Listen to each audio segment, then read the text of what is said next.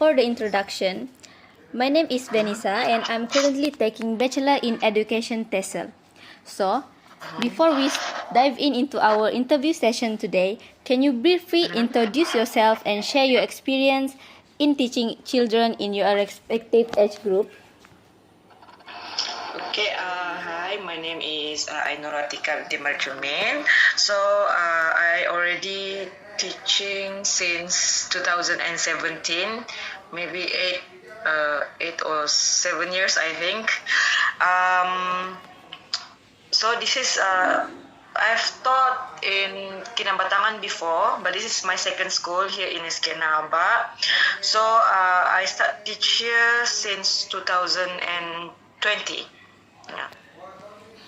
Okay, so what inspired you to work in the primary education level? Okay, so mainly the thing that inspired me the most is my mother, as she's actually working as a teacher also. So she's my main reason that I working in this field. This is very interesting. So, in your experience, what are the biggest challenges children face when learning English as a second language? Okay, so the biggest challenge in teaching English when they are learning English, the students when they're learning English is mostly on confidence in using English language, because maybe they didn't have a lot of confidence in how I say in like pronouncing certain words, like they're very shy and they didn't want to say it. I think that is mainly the cause, the challenges that I face when teaching English. So basically, they have problem with their speaking skills. Okay. So, yes. What strategies or methods do you use to help children struggling with their English proficiency? In my class, I like to use games, group session, because in group session they will be more comfortable speaking within their friends. They're not shy. I also like using pictures, drawing mostly, and I also like hands-on activities like using Scrabble, mostly English-based games. That is a very interesting strategy. So, do you believe that integrating technology such as language apps or interactive games improve the language acquisition? Yes, of course. In my class, I always use Kahoot to teach my students, and also actually in my English program, we also have collaboration with other schools. We also use Google Meet for the students to interact with other schools. We use emails also to enhance their writing. Sometimes, we use video calls during teachings, because we want to share our experience in teaching in our class, so other teachers will look at the way I teach in class. They will take note. So I think technology gives us a lot of benefits in teaching English language. Yes, that's true. So, based on your experience, Miss, what advice would you give to parents who want to support their children in learning English? Basically, as parents myself, so I really encourage parents to show their kids cartoons that are not translated or being subs into Malay, because sometimes when children will learn through their listening skills. So when they listen to the English cartoon every day, somehow the words they will learning the words in their daily life. So by encouraging them to see English cartoon, by not just only Malay cartoon, it will help them to enhance their English language.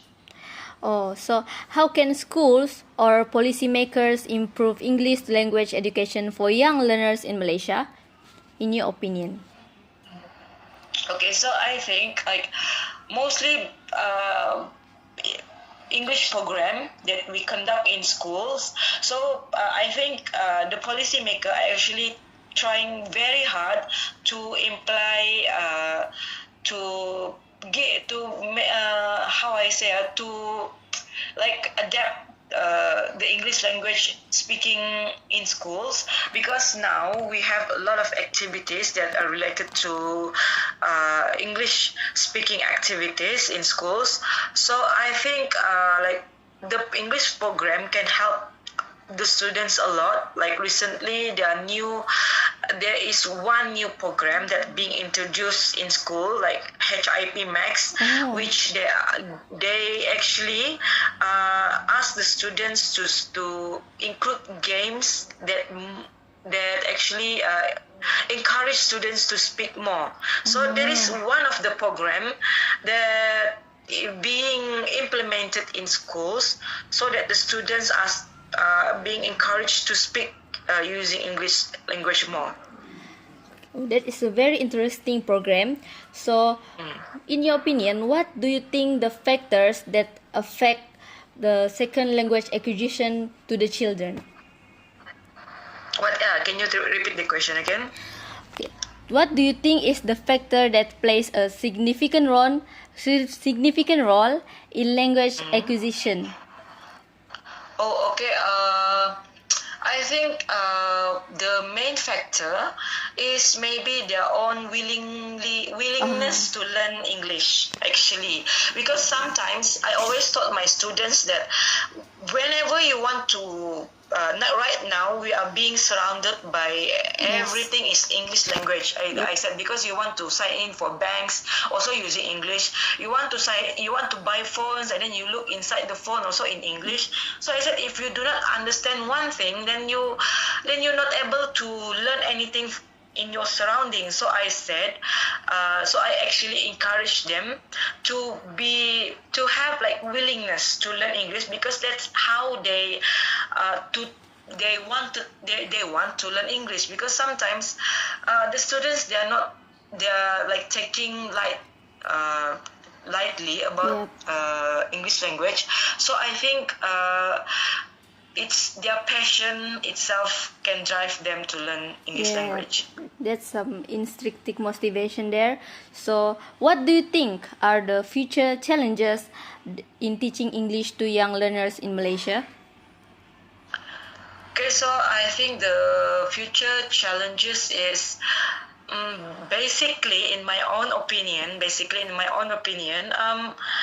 I didn't see much in future challenges, because I know right now a lot of the government actually trying very hard to implement a lot of programs that are related to English language in schools. So and us also as teachers, we actually work very hard to teach English to our students.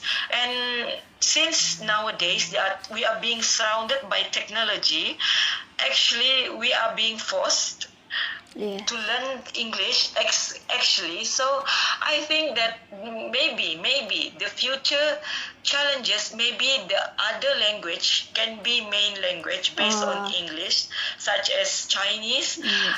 So maybe this, I think, only the future challenges that can affect English language learning in the future. Yes. So for the last question, what is one key message or piece of advice you would like to share to the educators, parents, or policymakers regarding the second language acquisition? Okay, one advice that I just want to give is actually young children, they are learning through interesting things. So if we want to teach English, so you must include a lot of interesting activities for them, not only by confusing textbook, because now I'm teaching level 2 actually, Yes. year 4, 5 and 6, and the textbook is really confusing for them, and I myself, I didn't use the textbook more much in my class, because I find, like, especially year 5, it's the textbook is really like adult book. There's no much, they didn't have a lot of graphics, like a lot of words instead of graphics, so I think the book is kind of boring. So that's why, if the policymaker or anyone who actually have the power to change the syllabus, Yes. so I think they should change the book first to make that more interesting, and maybe we need to change, not using textbook, change to Yes. video or something that we can use instead of books, because nowadays technology is keeping is very fast Yes. changing. So I think so to the parents also, just use the technology more, because it really help our students to master English language. So even technology has its pros and cons in this system. So Yes. that is Yes. all for my interview question today. Thank you, Miss, for your contribution. Okay. Thank you. Goodbye. Thank you. Okay, bye. Good evening, teacher. So I am Vennissah, and I'm currently taking Bachelor in Education TESOL. So before we dive into this interview session, can you briefly introduce yourself and share your experience in teaching children within your respective age group? Okay. My name is Lenny Marlin David. I'm a primary school English teacher. I've been teaching for 20 years. 20 years in primary school, definitely. So I what? think that's all. Oh, yes. So what inspired you to work in the primary education level? Inspired. Yes. To be honest, I didn't choose actually to be in primary school, but when I went for the interview for my KPLI, then after that interview, I was offered to for the primary school. Then I accepted. Then after that, I built my love, my passions in teaching primary school. That's very cute, honestly. So, in your experience, what are the biggest challenges children face when learning English as a second language? I think their background, of course, their parents, their I don't think not mother tongue. Their parents actually, they didn't have any English spoken background. Because. So, can I know what strategies or method do you use to help these children struggling with English proficiency? Okay, for me, first thing first. Okay, I need to build their love first, their love in this language. Because first, when I was actually in Nahabat too, the environment there is not English. It's not English actually. Okay. Then what I did was first we need to build the environment that the children love English. They means they're in their mind they need to think that English is not difficult, not a difficult one, not a difficult subject. It's not impossible for them to, enjoy their learning while, speaking English. So because then you can help them to learn. If not, if you try any method, any pedagogical strategies to teach them, but they don't have the love in English, they don't have the love in learning, it will definitely it's not going to work. Because I'll share with you. Let's pass Haba. now I'm in SK Jawi-Jawi. Yes. When I was first in SK Jawi-Jawi, the environment was very bad. I can say that bad. They don't have the love of English. They try to avoid English. Then I instill, but it definitely takes time. It took me about 2 years to attract them to have the environment, to love English. Then now I can say that I have the outcome that I want. Okay, because even though still now my students still struggling in using English, but since they have the love in English, they will not avoid English. Yeah. Then last year we did participate in few English competition that took us to state level, including chorus speaking. Then they enjoy actually, when they have the passion in English. Not me, the one who sick for them now. They are the one who came to me and asked me, teacher, when we will do the practice, when we will start to, and all that. Then when they learn that, the activities, then you're learning the strategy that you want to use in class. It's not easy. Yep. There's no such thing as easy, but it's support your teaching. Oh my god, I miss choral speaking too. Oh my god. So like Yeah, but chorus speaking, and last year we went to, means we were the top 5. oh. Okay, we were top 5.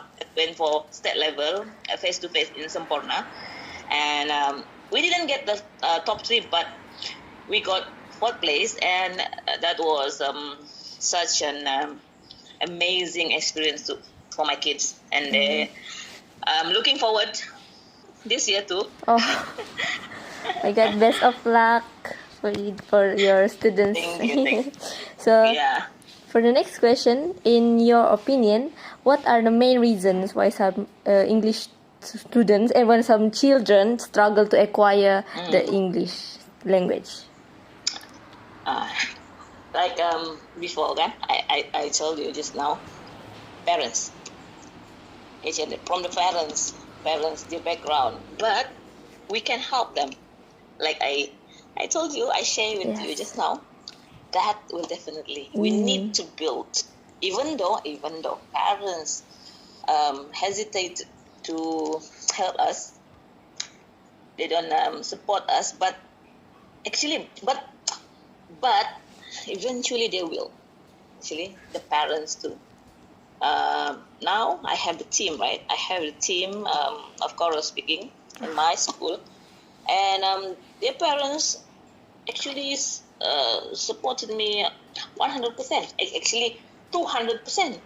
So when that small group of parents willing to support, I think eventually the rest of the parents will do the same, and hopefully we can say that hopefully, because we cannot force, right? Yes. The other parents support their children to learn English, but hopefully that when they see the progress, the achievement of this small group that love English, eventually they will too. And Vennissah, you know what? Last Teachers' Day on Friday, I did a competition, actually a small competition of I encouraged them to made TikTok wish through TikTok for the teachers, but they speak in English. Then not all participated, but we can see the effort there. Some of them did, I think, very well, and they can use, even though the grammar is here and there, but that is not the problem, actually. That is not the problem. As long as they are willing to use and they are brave enough, then talk in English. So that's I think is an encouraging environment for them to eventually, and someday they will. You know what? I forgot to tell you one of my students Oh. last year won the national level of the FINCO. Wow. Small actually storytelling, not storytelling lah. It's actually quite of storytelling lah, but not actually storytelling. It's a plot twist. It's a plot twist of the story, Jack and the Beanstalk. Oh. And then he won that, and then now he's one of I think he will be one of the debater in his school. Wow. Now I think so, because he is selected Oh. in that team. Now he is currently in Form 1. Oh. He got very good command of English. Oh. Okay, then this is all because of the competitions that he participated My with God. English. He participated in Scrabble. He participated in mini documentary, choral speaking. Then that one, the FINCO, and last year he won an award for the state level. Oh my Sabah state level. God. See, when you ask me to talk about English in my school now, even though at first I told you that it's not an English environment, right? But eventually they grew into not so. But I'm proud of my student, how they grew and progressed. Oh. Now, few of them won for the state level, Oh my Sabah God. state level, and they because of English, because of all of this of English. Then that's an achievement for me too, and I'm so happy with my students. Oh my God. So I'm so happy too. So in your opinion, teacher, how can schools or policymakers improve English language education for young children in Malaysia? Support. Oh yeah. If you have a very good headmaster, right, that will be an advantage. Okay, I don't want to talk about the KPM. That is not out of my I don't have the authority to suggest to them, right? But as long as the teacher like me have the strong connection with the GB, means the headmaster in that school, and she or he is willing to help you with this English, then it will work. Everything is possible. Yes. Like even last year, I only got the news to represent to be one of the team to go to the Sampurna. One day. We only have one day to make it happen, okay? And then we need to go to Sampurna, right? So in that one day, if not my GB was willing to help me to organize everything, that time, one day, the JPN, Sabah JPN, called me, right? You are qualified. Your school is qualified.